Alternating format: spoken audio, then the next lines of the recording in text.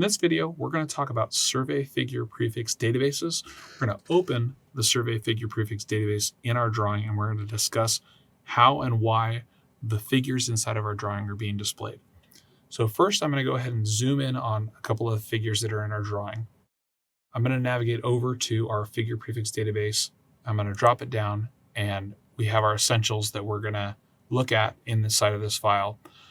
If you needed to create a figure prefix database, you can right-click on figure prefix database and select new. We're going to go ahead and edit this one and manage our figure prefix database. Before you do an import, you usually want to have your figure prefix database set up, obviously, because when we did our import, we told Civil 3D to create our line work using the figure prefix database. So if you didn't have the figure prefix database set up yet, then you wouldn't be able to import that line work, and the field to finish wouldn't be completed when you did that import. So what we're going to go ahead and do is we're going to look at the couple of objects that we have here, which is a fence line, a building, and a shrub line. So if we look at fence and we look at the FNC figure prefix, you'll notice that you can have the code set for FNC set to not be a break line, not be a lot line, be displayed on the V fence layer, and then the style of how you want that figure to be displayed and what site you'd like that survey figure to go to. You also have your building, which is down below in the BLD. The BLD is a break line, and these will come up when we're talking about creating surfaces. Is not a lot line, is displayed on the V building. It's displayed as basic, and it goes to the survey site. And then you also have your shrubs, which are ESHB. It is not a break line. So break lines are defining hard edges on a surface. It is not a lot line. It does not define a parcel, and it's displayed on a specific layer with a specific style and a specific site. If you needed to create a new code set or a figure prefix database or a figure prefix, you would go ahead and click the plus sign to create a new one. If you wanted to copy one, you would select a figure prefix, click on the copy, and then you would create a copy down below. And if you wanted to delete some that you had already created that you didn't need anymore, you could click the delete option.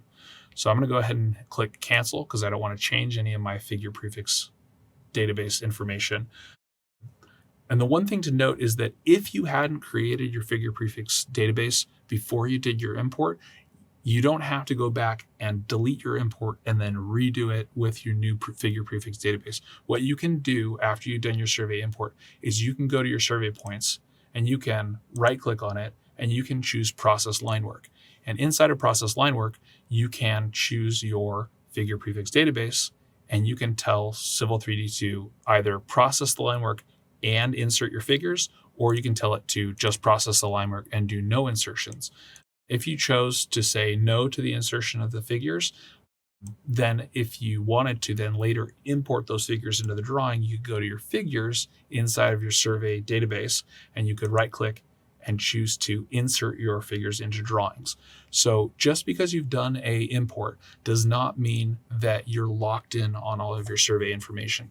There is plenty of edits that can take place inside of your survey database after the import takes place. So inside of figures, if you right click, you'll notice that you can edit figures, you can update your figures based on changes that you've made in the data sets.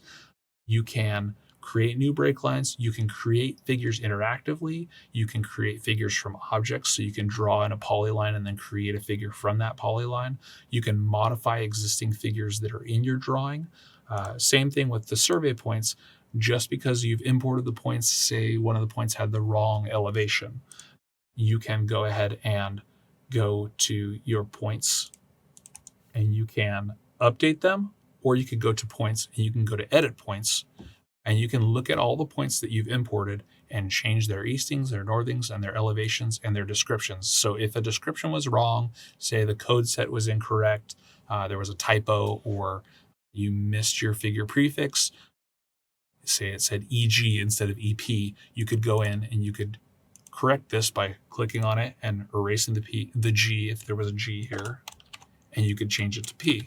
And that would then allow you to reprocess your line work using the correct code set, and then it would update your figures and you would have your edits done in Civil 3D rather than having to fix your data sets and then re-import them.